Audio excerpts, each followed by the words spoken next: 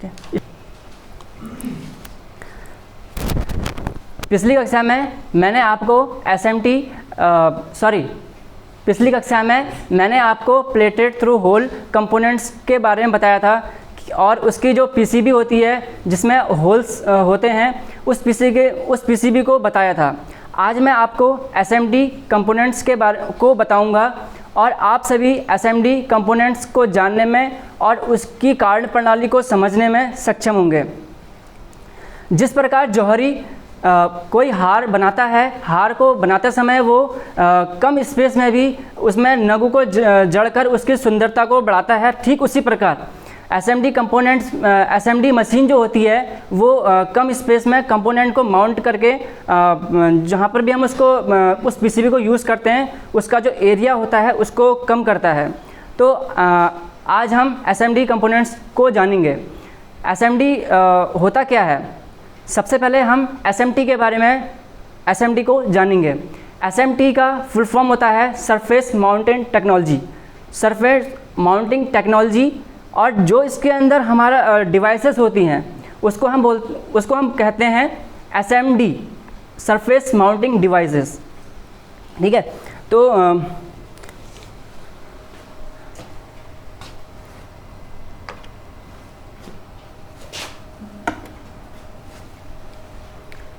यह है हमारा सरफेस माउंटिंग टेक्नोलॉजी। इसका फुल फॉर्म भी आता है कभी सरफेस माउंट टेक्नोलॉजी। इससे पहले कि जैसे हमारे पास उसमें डिफरेंट टाइप्स ऑफ कंपोनेंट्स होते हैं तो उसको हमें पता होना चाहिए कि उसमें कौन कौन से कंपोनेंट्स होते हैं। मैंने कुछ रजिस्टर्स ले रखे हैं जो कि एसएमडी रजिस्टर्स होते हैं जिनमें डिफरेंट वैल्यूज़ होती हैं और डिफरेंट कोड में होती है। तो जैसे कि यहाँ पर हमारे पास R47 है। R47 का मीन्स है 0.47 ओम। ऐसे ही 47R है यानी कि 47 ओम। ऐसे ही है हमारे पास 471 मीन्स 470 ओम का हमारे पास यहाँ पर रजिस्टर्स है।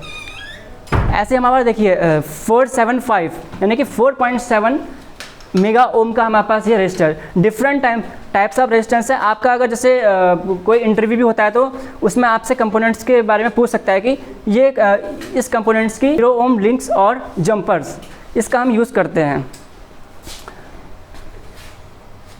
इनकी वैल्यूज़ के बारे में आपको पता होना चाहिए कि कौन कितनी वैल्यू का है।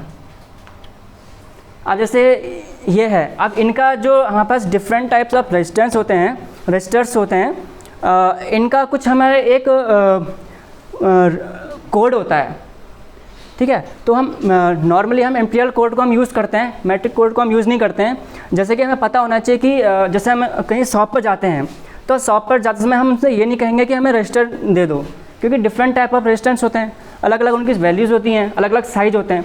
तो हम साइज़ के हिसाब से हम रजिस्टर्स को डिसाइड करते हैं, उनसे पूछते हैं कि हमें इतने साइज़ का रजिस्टेंस चाहिए। जैसा कि हमारे पास है ये 1005, 201, 402, 603, 805, 1206, 1210, 1812, 2010, 2512। ये जिस प्रकार इनकी ये है कोड है, कोडिंग के हिसाब से हमें रेजिस्टेंस मिलते हैं। देखिए जैसे कि 201 है तो 201 का साइज़ ये है, 1005 का साइज़ ये है, सबसे जो लार्ज साइज़ है 2512 का सबसे लार्ज साइज़ होता है। आप किसी भी इंडस्ट्री में काम करते हो तो आपको डिफरेंट टाइप ऑफ रजिस्टर्स दिखेंगे वहाँ पर पीसीबी पर। तो ये उसका साइज़ है और इसके जो वाटेज है, वाटेज रीडिंग हमें यहाँ पर दिखाई गई है। और बाकी से कोई वो नहीं होता, क्योंकि इसकी जो लेंथ और विड्थ जो होती है ये हमारा उससे मापा जाता है वर्नियर कैलिपर्स से। इसको मेजरमेंट करने के लिए हम वर्नियर कैलिपर्स का यूज़ करते हैं। इसके बारे में मैं आपको आगे बताऊँगा। मेन जो है हमारे पास यहाँ पर जो इसकी कलर कोडिंग जो इसका केस कोड होता है, केस कोड का हमें जानकारी होना बहुत ज़रूरी होता है। जैसे कि इस कोड के थ्रू हम किसी भी रजिस्टर्स को पहचान सकते हैं कि ये हमारा कितने साइज का है और हमें आसानी से हम पता कर सकते हैं। सबसे जो बड़ा साइज़ होता है 2512 का होता है, सबसे जो छोटा साइज़ होता है वो 1005, बहुत ही छोटा साइज़ होता है। लेकिन हम नॉर्मली जो यूज़ करते हैं 201 से स्टार्ट करते हैं मोस्टली। अब ये हमारे पास SMD कैपेसिटर्स हैं, different types of SMD capacitor. इसमें मैंने जैसे कि ये है हमारे पास इलेक्ट्रोलाइटिक कैपेसिटर है, ठीक है, और ये जैसे कि ये हमारे पास सिरेमिक और भी डिफरेंट टाइप्स कैपेसिटर हैं। और इसकी जो पोलरिटी मैंने लिखी है ये आपने शायद ही कभी देखे हों इस टाइप के, ये तो खैर नॉर्मली देखने को मिल जाते हैं इस टाइप के कैपेसिटर। ये इनकी पोलरिटी है, ये इसका पॉजिटिव जो ये निकला हुआ वापर से ये इसकी डायरेक्शन को शो करता है। जैसे कि हम देखते हैं नॉर्मली जो हमारे पास कैपेसिटर्स होते हैं, कैपेसिटर्स में इसको हम माइनस लेके चलते हैं, ये जो हमारे पास रेजिस्टेंस है इसको हम माइनस लेके चलते हैं। तो लेकिन इसमें क्या है, इसमें ये पॉजिटिव है, ये कैपेसिटर हमारे पॉजिटिव हैं। तुम्हारे क्लास में सो रहे हैं बच्चे, तुम्हें पता ही नहीं है सो रहे हैं? कौन सो रहा है? बाहर कर दूंगा से, यहाँ सोने आते हो। फिर क्या है सो रहा था भाई, डांटो थोड़ा नहीं, सो रहा था भाई। कौन सो रहा था? तुम्हें कल को PPT बना के लाओगे, ठीक है? Sorry sir. तो ये हमारे पास कैपेसिटर्स हैं, इनकी पोलरिटी हमें पता होनी चाहिए, ठीक है। तो अभी मैं आपको इसके बारे में बताऊंगा जो इसमें कोडिंग लिखी है, इस कोडिंग का मतलब क्या है। सबसे बहुत ज़रूरी ये है कि जो इसकी पोलरिटी है इसके बारे में हमें पता होना चाहिए, और ये कितने वोल्टेज पे काम करते हैं इसके बारे में भी हमें जानकारी होनी चाहिए।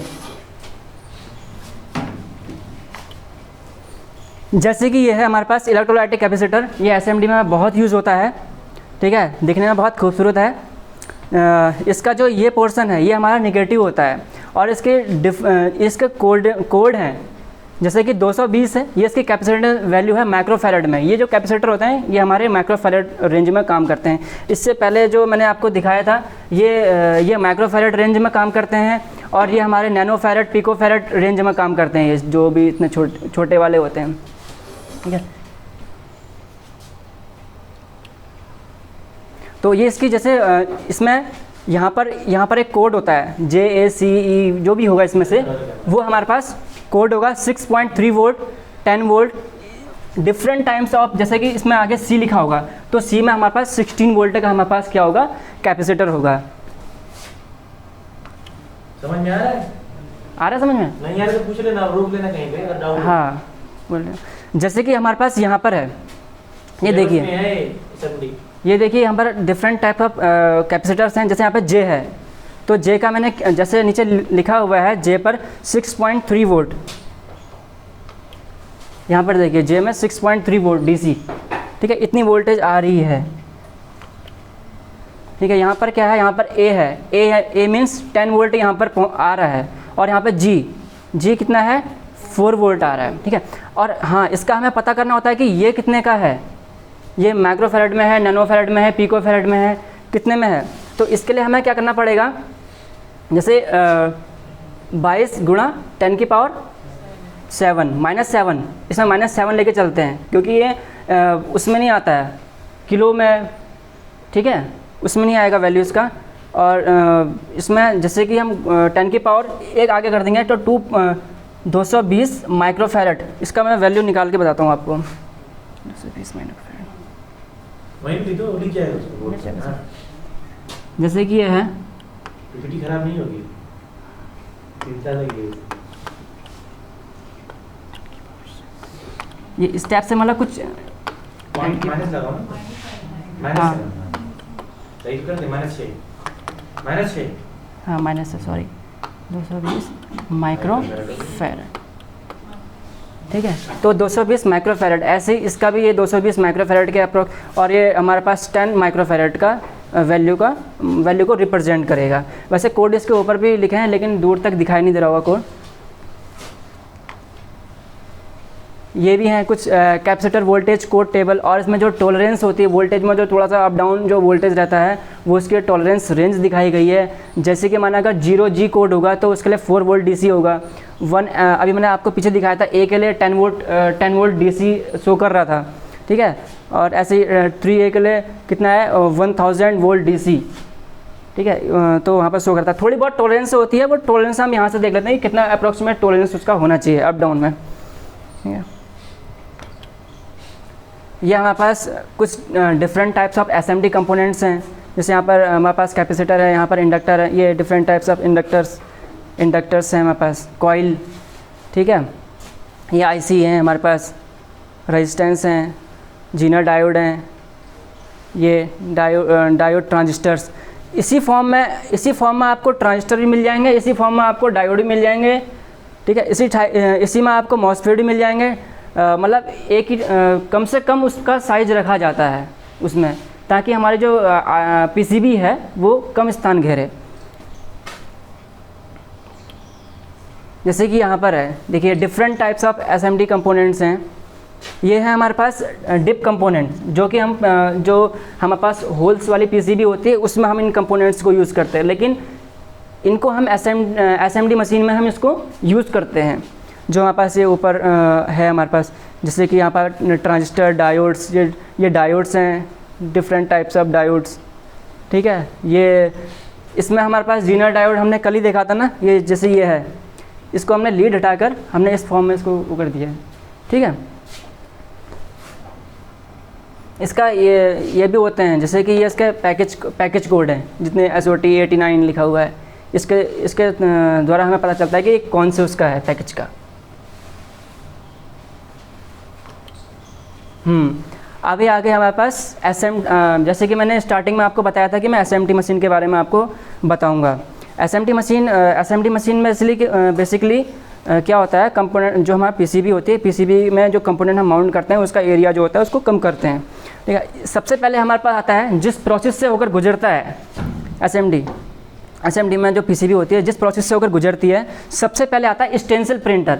स्टेंसिल प्रिंटर में हमारा क्या होता है, इसमें एक ब्लेड होती है, ब्लेड जो कि XY डायरेक्शन में घूमती है। इसमें जो पेस्ट लगाने का जो काम करती है, पेस्ट मतलब जैसे कि हम सोल्डरिंग करते हैं, पहले फ्लक्स फिर शोल्डर लगाते हैं उसमें, ठीक है, सब हम मैनुअली करते हैं। लेकिन इसमें क्या होता है, इसमें जो हमारे पास शोल्डर होता है, शोल्डर का एक बॉक्स आता है, उसको वो करने के लिए भी एक मशीन होती है, ठीक है। उसके बारे में मैंने यहाँ पर डिस्क्राइब नहीं किया है। उसको घुमाने के लिए भी एक मशीन होती है, उसको घुमाकर फिर हम इस मशीन की जो स्टेंसिल होती है, स्टेंसिल अभी मैं आपको आगे दिखाऊंगा, स्टेंसिल में लगाया जाता है, फिर उसको मशीन में हम फिट कर देते हैं। फिर वो मशीन जो होती है, इसका जो अपर जो ये है, ये इसको X और Y डायरेक्शन में मूव करता है, जो कि स्टेंसिल के नीचे आपकी पीसीबी लगी होती है, पीसीबी उसमें टच होती है और स्टेंसिल उसका जस्ट ऊपर होता है, उसके ऊपर ब्लेड घूम रही होती है और उसमें जो नीचे पीसीबी होती है उसमें आपका पेस्ट लगता हुआ जाता है, ठीक है। ये हमारे पास स्टेंसिल प्रिंटर, इसका सिर्फ इतना काम है। इससे पहले भी हमारे पास एक सबसे पहले जो इम्पोर्टेंट काम होता है, इसका एक डाटा आता है, ठीक है। किसी भी इंडस्ट्री में आप काम करेंगे तो इसका एक रॉ डाटा आता है हमारे पास, कि जैसे मेरे को इस पीसीबी में काम करना है, इस पीसीबी में जो कंपोनेंट मेरे लगे हुए हैं, कंपोनेंट लगाने से पहले उसका एक रॉ डाटा आएगा कि हमारे पास इसमें डाटा कैसे लगे हैं, हॉरिजॉन्टल लगे हैं, वर्टिकल लगे हैं, ठीक है। उसको हम सही तरीके से फिक्स करेंगे, जैसा हमको जो मैनुअल चार्ट मिलता है कि इस तरीके से हमारे पास डाटा हमारे पास फिक्स होना चाहिए, उसको हम मैनुअली फिक्स करके सिस्टम में सॉफ्टवेयर के थ्रू फिर हम इस सिस्टम को देते हैं, ठीक है। इसके आगे भी हम एक सिस्टम आता है, उसको हम देते हैं, अब ये आपको बताऊंगा इसके आगे, ठीक है। इसमें हम पीसीबी में हमने क्या किया, फ्लक्स जो पेस्ट आता है, शोल्डर पेस्ट को लगा दिया, ठीक है। इसमें XY डायरेक्शन में मूव करता है ओनली सिर्फ,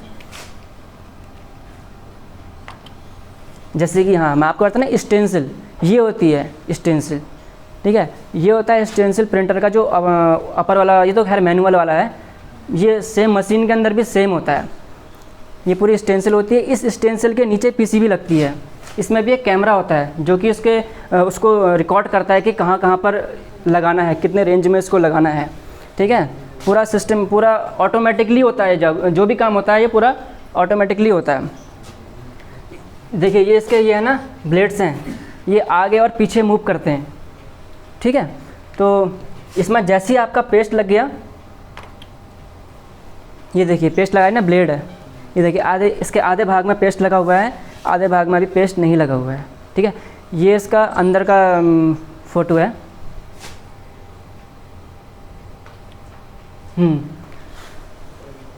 इसके बाद आगे आपका दूसरा जब हमारा पीसीबी में जो सोल्डर पेस्ट है वो लग गया, फिर वो आगे कन्वेयर के थ्रू, इसमें जो कन्वेयर यूज़ होती है वो हमारी रबड़ वाली कन्वेयर यूज़ होती है। ठीक है, रबड़ वाली कन्वेयर जो हम इससे पहले मैंने स्टेंसिल प्रिंटर दिखाया था, स्टेंसिल प्रिंटर के थ्रू होते हुए किस में आती है, क्या बोलते हैं इसको, pick and place machine. Pick and place machine में आता है। ठीक है, pick and place machine SMD का सबसे इम्पोर्टेंट पार्ट्स है, सबसे मतलब बहुत इंपॉर्टेंट और बहुत इंटरेस्टिंग, इसको देखने में बहुत अच्छा लगता है। इसकी जो वर्किंग है बहुत अच्छी है। ठीक है, इसमें यहाँ पर यहाँ पर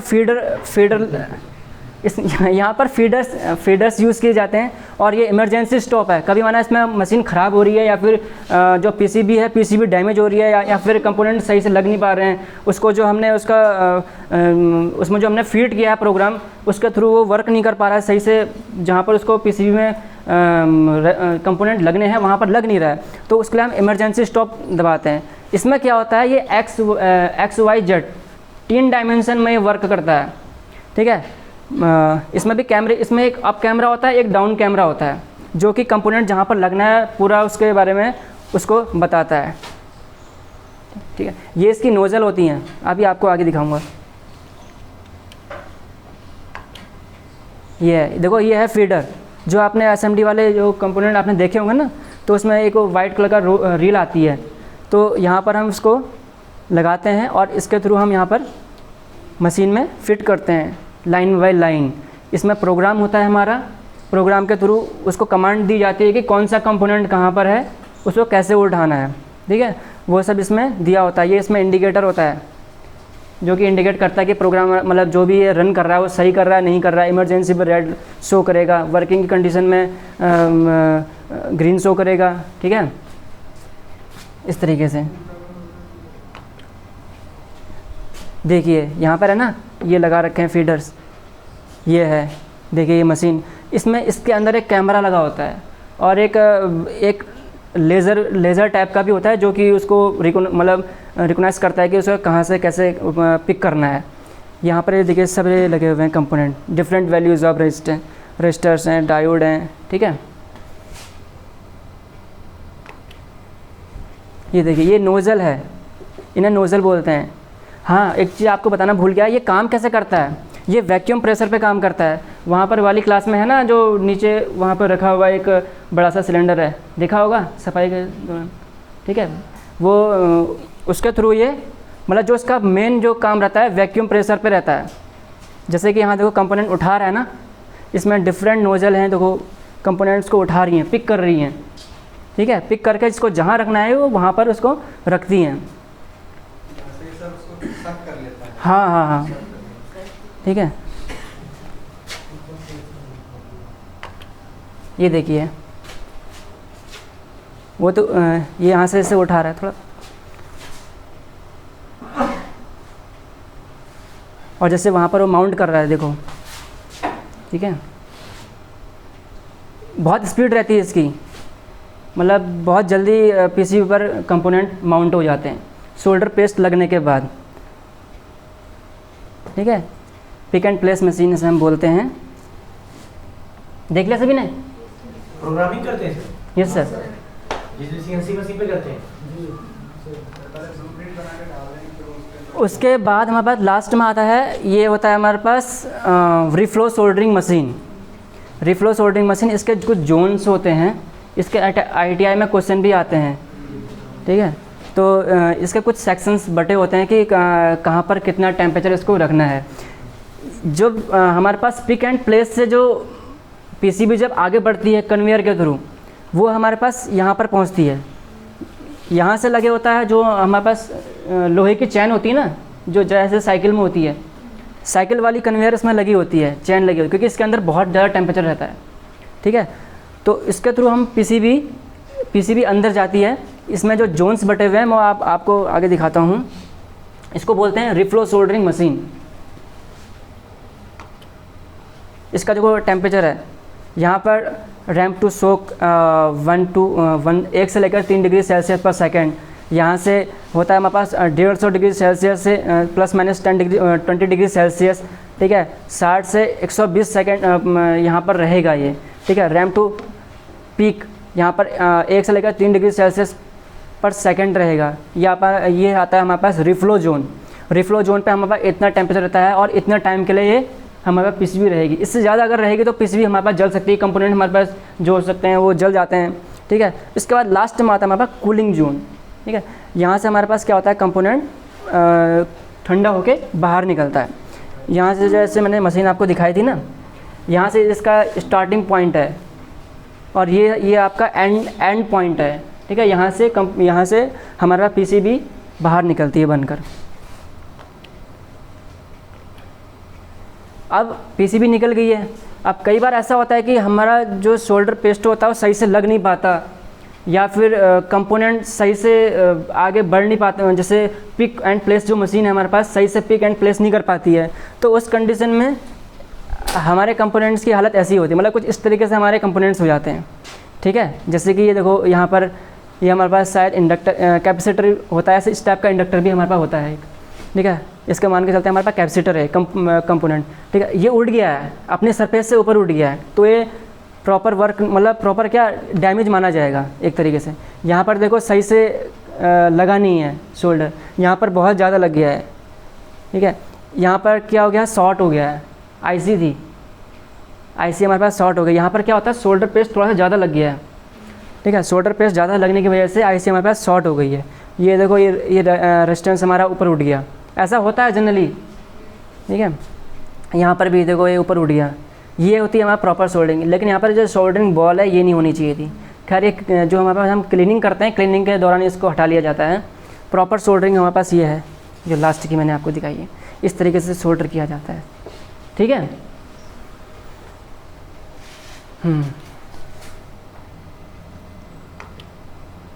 ये हमारे पास आता है सोल्डरिंग डिसोल्डरिंग स्टेशन। इसका बहुत बड़ा रोल होता है एक किसी भी इंडस्ट्री, किसी भी इलेक्ट्रॉनिक्स इंडस्ट्री के अंदर। इसमें क्या होता है, जैसे कि अभी हमारे पास वो पीसी मैंने आपको दिखाया था कि उसमें कुछ कंपोनेंट उड़ गए हैं, ठीक है। तो उस कंडीशन में अब हम उसको दोबारा मशीन के अंदर डालेंगे नहीं, तो उसके लिए हम क्या यूज़ करते हैं, डिसोल्डरिंग स्टेशन। इसमें ये होता है हमारे पास सोल्डरिंग आयरन होता है, डिसोल्डरिंग पंप होता है, ठीक है। इसमें टेम्परेचर सेट किया जाता है, एयर के लिए होता है, ठीक है। ये इसके बटन्स हैं ऑन ऑफ, यहाँ पर इसका टेम्परेचर है, ठीक है। डिसोल्डरिंग पंप सबने देखा होगा, उसका वर्किंग सभी ने देखा होगा, ठीक है। इसका जो टेम्परेचर है ना, टेम्परेचर बहुत सही फिक्स करना होता है। एक बार मैंने गलती से मैंने किया, पता नहीं किसने किया, कोई करके चला गया, टेम्परेचर उसका बढ़ा दिया और एयर जो था बिल्कुल कम कर दिया। मैंने उठाया तो पूरा लाल हो गया था इसका जो ये है पोर्शन, ठीक है, हीट के मारे। तो इसका बहुत ध्यान रखना पड़ता है आप इंडस्ट्री में अगर काम करते हैं तो। ये होता है हमारे पास ESD प्रिकॉशन। आप असेंबली में काम करते हैं तो आपको इसको ध्यान रखते हुए आपको वहाँ पर काम करना पड़ेगा कि क्या क्या प्रिकॉशंस असेंबली के अंदर रखी जाती हैं इलेक्ट्रॉनिक्स इंडस्ट्री के अंदर, ठीक है। ये इसके कुछ सिंबल्स हैं, ठीक है। इलेक्ट्रोस्टैटिक डिस्चार्ज प्रोटेक्शन, ये किसी और का टॉपिक है तो कोई और बताएगा इसका, कोई और बताएगा क्या? ठीक है। ये होते हैं हमारे पास ESD बैग। इसका कंपनी में जैसे कि आप कंपनी में एक स्थान से दूसरे स्थान पर कंपोनेंट्स को लेके जा रहे हैं, तो आप नॉर्मली ऐसे लेके नहीं जाएंगे, ऐसे उठा के नहीं जाएंगे, ठीक है। जो क्वालिटी वाले होते हैं फिर वो ऊपर तक शिकायत कर देते हैं इसकी, और वैसे सही भी नहीं होता है इसका। इससे जो कंपोनेंट होते हैं वो डैमेज हो जाते हैं, हमारे कुछ सेंसिटिव कंपोनेंट्स होते हैं वो हमारे डैमेज होते हैं, जैसे IC वाईसी, ठीक है। तो ये रखने का तरीका जो है ये गलत है, इस तरीके से हम नहीं रख सकते। इससे क्या है कि हमारा जो PCB है वो हमारे हाथ में टच कर रही है, बाहर तक आ रही है, ठीक है। और ये इसका प्रॉपर मेथड है इसको रखने का, इसको बोलते हैं ESD बैग्स, ESD बैग, ठीक है। आप अगर फ्लोर में अगर जा रहे हैं, अगर आपको बोला जाए कि इस फ्लोर से जैसे असेंबली फ्लोर से टेस्टिंग फ्लोर में लेके जाना है या फिर इंस्पेक्शन फ्लोर में आपको लेके जाना है, तो आप ESD बैग का यूज़ करेंगे, आप ऐसे लेके नहीं जाएंगे इंडस्ट्री के अंदर। ये आपके वहाँ पर PPE है जिसका आपको यूज़ करना होता है, ठीक है। ये शू है, ये आपका स्लीपर, एप्रन, कैप, और ये जहाँ पर आप वर्किंग स्टेशन में आप काम कर रहे हैं, आपका जो भी आपका जहाँ पर सोल्डरिंग डिसोल्डरिंग का वर्क कर रहे हैं, तो वहाँ पर ये मैट का बहुत यूज़ होता है, ठीक है। ये होता है रिस्टबैंड। इसके अंदर 1 मेगा ओम का रेजिस्टेंस लगा होता है। ये क्या करता है, ये आपकी बॉडी में जो भी रेजिस्टेंस बन रहा होता है वो उसको डिस्चार्ज करता है, ठीक है, ताकि कंपोनेंट हमारा डैमेज ना हो सके। इसका भी बहुत योगदान रहता है कंपनी के अंदर। जो रिस्ट बैंड होता है 1 मेगा ओम का, कभी पूछ लिया जाता है कि रिस्ट बैंड के अंदर कितने ओम का रेजिस्टेंस होता है, वो ओम करके पूछेंगे, तो आपको बताना है 1 मेगा ओम का रेजिस्टेंस होता है। ठीक है,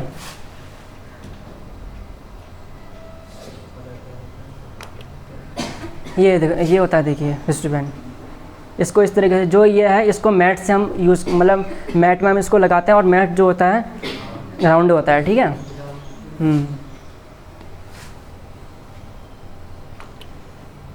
हाँ, ये कुछ ट्विजर्स होती हैं जिनके थ्रू हम एसएमडी जो कंपोनेंट, जो छोटे छोटे इसमें कंपोनेंट्स लगे हुए हैं, इनको उठाते हैं।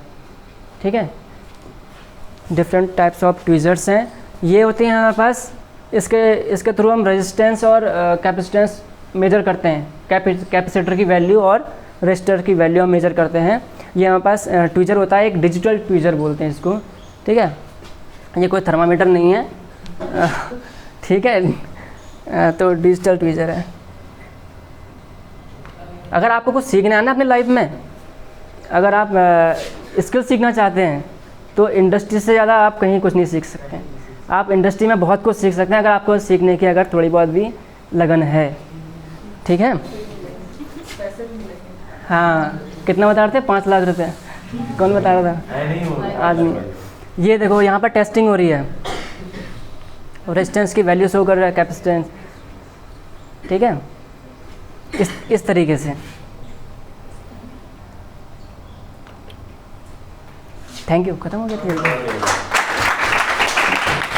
अभी इसकी टेस्टिंग बता दूं क्या? हाँ बताइए बताइए। ये मेरे पास कुछ, सॉरी, हाथ में ले लो, हो जाए, मैंने देखो वहाँ से ऊपर से मैंने छोड़ दिया।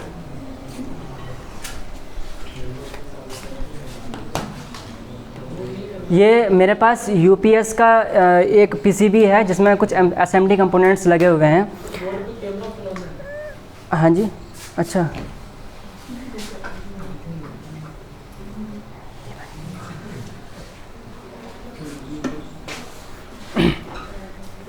ये मेरे पास एक यूपीएस की वो है, पीसीबी है, इसमें कुछ कंपोनेंट्स हैं। मैं आपको टेस्ट करके बताऊंगा कि जो इसमें रेजिस्टेंस या फिर कुछ और कंपोनेंट्स लगे हुए हैं, ये क्या वैल्यू शो करते हैं। कैमरामैन थोड़ा नीचे आओ।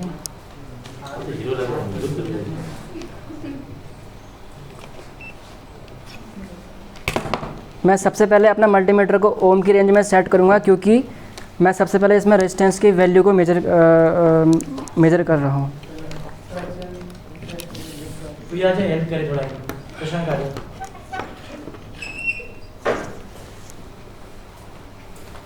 इसको ऐसे पकड़ना सर।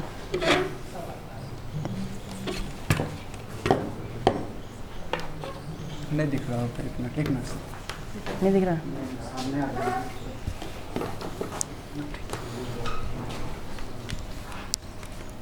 देखिए, जैसे कि इसमें मैं आपको सबसे पहले जो जंपर कंपोनेंट है, रेजिस्टेंस है, इसको मैं चेक करके दिखा रहा हूँ। इसका वैल्यू जो इसमें शो कर रहा है वो 0 करके शो कर रहा है। तो देखिए, उसमें जो हमारे पास मल्टीमीटर है उसमें 0 ही शो कर रहा है, यानी कि शॉर्ट सर्किट है ये।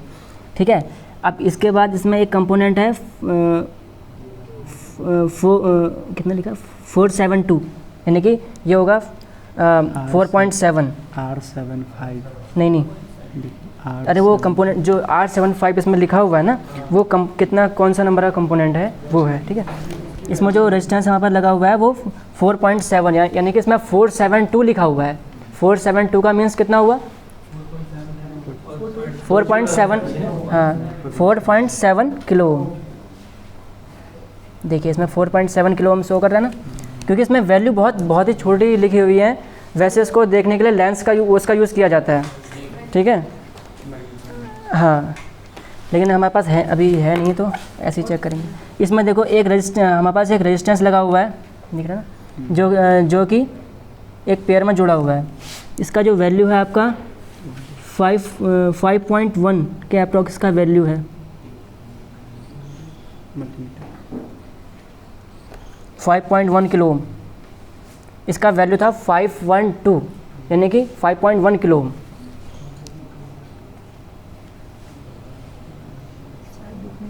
तनु को समझ में आ रहा है क्या हो रहा है?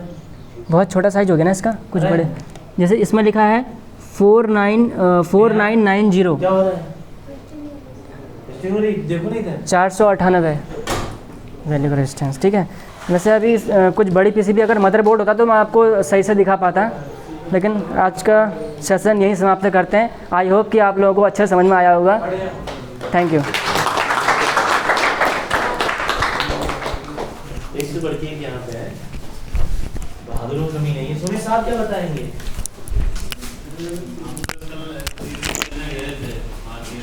अच्छा अच्छा,